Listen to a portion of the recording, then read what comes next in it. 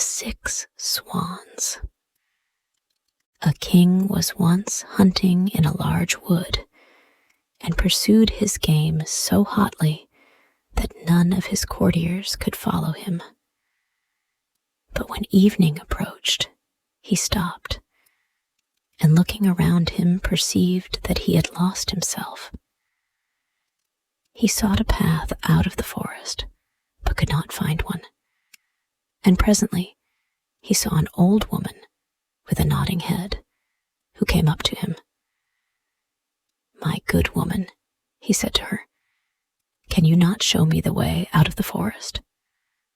"Oh, yes, my lord king," she replied. "I can do that very well, but upon one condition, which, if you do not fulfill, you will never again get out of the wood, but will die of hunger." "What, then, is this condition?" asked the king. "I have a daughter," said the old woman, "who is as beautiful as anyone you can find in thy whole world, and well deserves to be your bride. Now, if you will make her your queen, I will show you your way out of the wood." In the anxiety of his heart, the king consented, and the old woman led him to her cottage, where the daughter was sitting by the fire.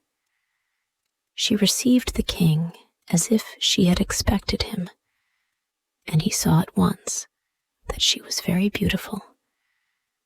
But yet she did not quite please him, for he could not look at her without a secret shuddering.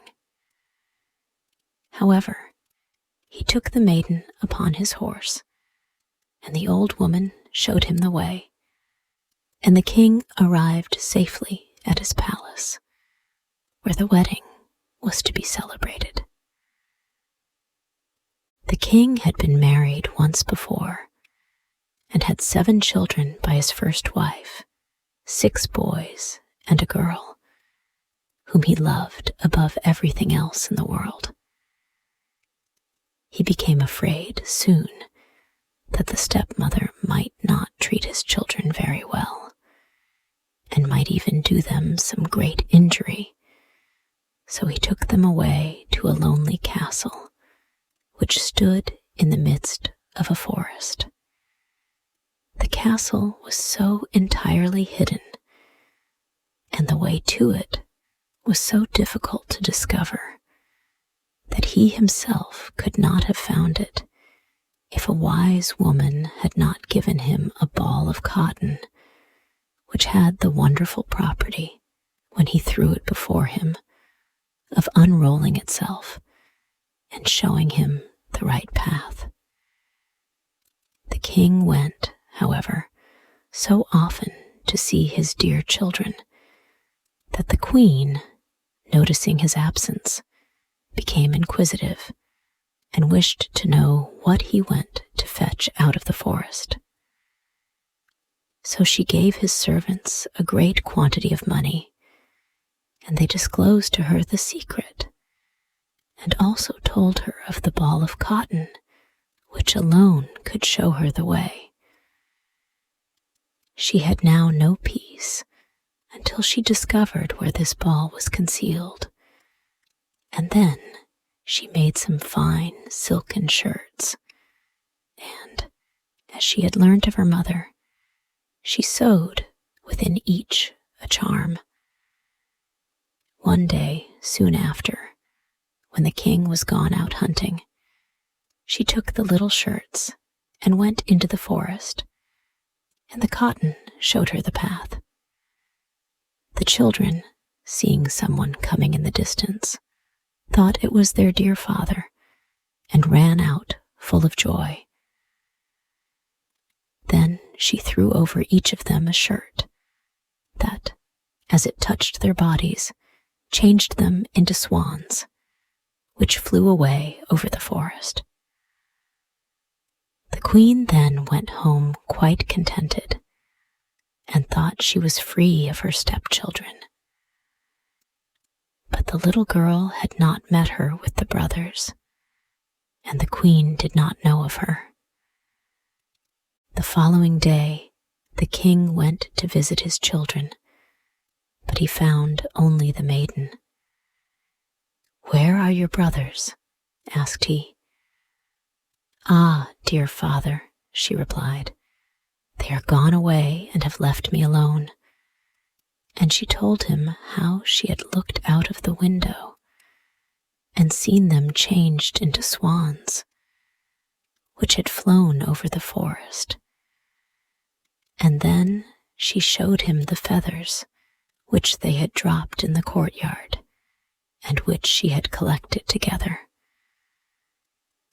The king was much grieved, but he did not think that his wife could have done this wicked deed. And, as he feared the girl might also be stolen away, he took her with him. She was, however, so much afraid of the stepmother that she begged him not to stop more than one night in the castle. The poor maiden thought to herself, "This is no longer my place. I will go and seek my brothers." And when night came, she escaped and went quite deep into the wood. She walked all night long and a great part of the next day, until she could go no further from weariness. Just then she saw a rough-looking hut, and going in, she found a room with 6 little beds, but she dared not get into one, so crept under, and laying herself upon the hard earth, prepared to pass the night there. Just as the sun was setting, she heard a rustling, and saw 6 white swans come flying in at the window. They settled on the ground and began blowing one another until they had blown all their feathers off, and their swan's down slipped from them like a shirt. Then the maiden knew them at once for her brothers, and gladly crept out from under the bed. And the brothers were not less glad to see their sister, but their joy was of short duration.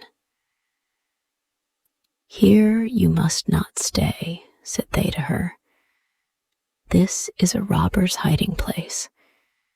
If they should return and find you here, they would murder you."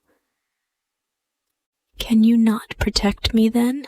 inquired the sister.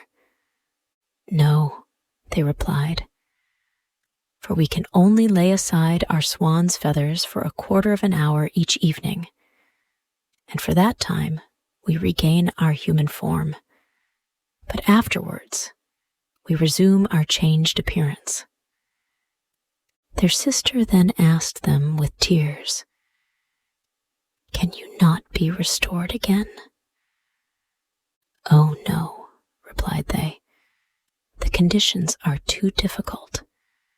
For 6 long years you must neither speak nor laugh, and during that time you must sew together for us 6 little shirts of star-flowers, and should there fall a single word from your lips, then all your labor will be in vain." Just as the brothers finished speaking, the quarter of an hour elapsed, and they all flew out of the window again, like swans. The little sister, however, made a solemn resolution to rescue her brothers, or die in the attempt, and she left the cottage, and, penetrating deep into the forest, passed the night amid the branches of a tree. The next morning, she went out and collected the star-flowers to sew together. She had no one to converse with, and for laughing, she had no spirits. So there up in the tree she sat, intent upon her work. After she had passed some time there, it happened that the king of that country was hunting in the forest, and his huntsmen came beneath the tree on which the maiden sat. They called to her and asked, "Who art thou?" But she gave no answer. "Come down to us," continued they. "We will do thee no harm." She simply shook her head, and when they pressed her further with questions, she threw down to them her gold necklace, hoping therewith to satisfy them. They did not, however, leave her, and she threw down her girdle, but in vain. And even her rich dress did not make them desist. At last the huntsman himself climbed the tree and brought down the maiden, and took her before the king. The king asked her, "Who art thou? What dost thou upon that tree?" But she did not answer. And then he questioned her in all the languages that he knew, but she remained dumb to all, as a fish. Since, however, she was so beautiful, the king's heart was touched, and he conceived for her a strong affection. Then he put around her his cloak, and placing her before him on his horse, took her to his castle. There he ordered rich clothing to be made for her, and, although her beauty shone as the sunbeams, not a word escaped her. The king placed her by his side at table, and there her dignified mien and manners so won upon him that he said, "This maiden will I marry, and no other in the world." And after some days, he wedded her. Now, the king had a wicked stepmother who was discontented with his marriage and spoke evil of the young queen. "Who knows whence the wench comes?" said she. "She who cannot speak is not worthy of a king." A year after, when the queen brought her firstborn into the world, the old woman took him away. Then she went to the king and complained that the queen was a murderess. The king, however, would not believe it, and suffered no one to do any injury to his wife, who sat composedly sewing at her shirts and paying attention to nothing else. When a second child was born, the false stepmother used the same deceit, but the king again would not listen to her words, saying, "She is too pious and good to act so. Could she but speak and defend herself, her innocence would come to light."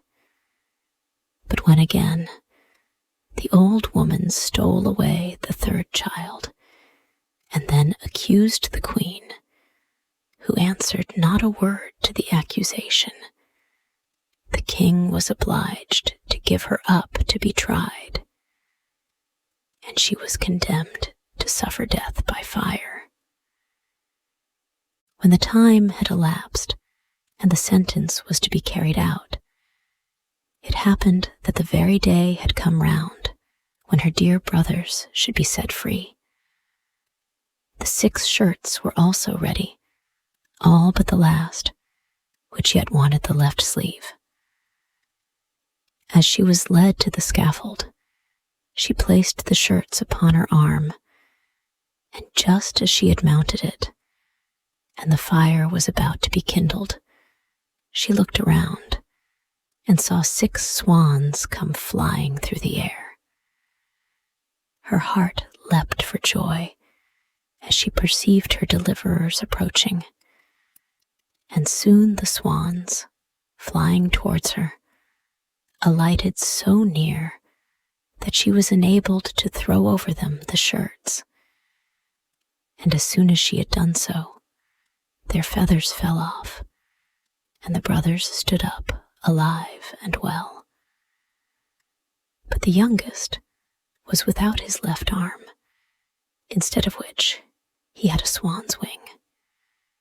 They embraced and kissed each other, and the queen, going to the king, who was thunderstruck, began to say, "Now may I speak, my dear husband, and prove to you that I am innocent and falsely accused."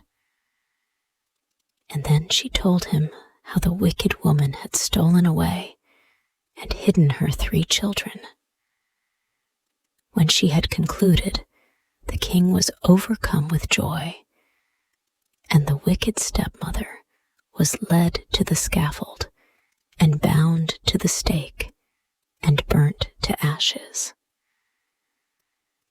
The king and queen forever after lived in peace and prosperity with their 6 brothers,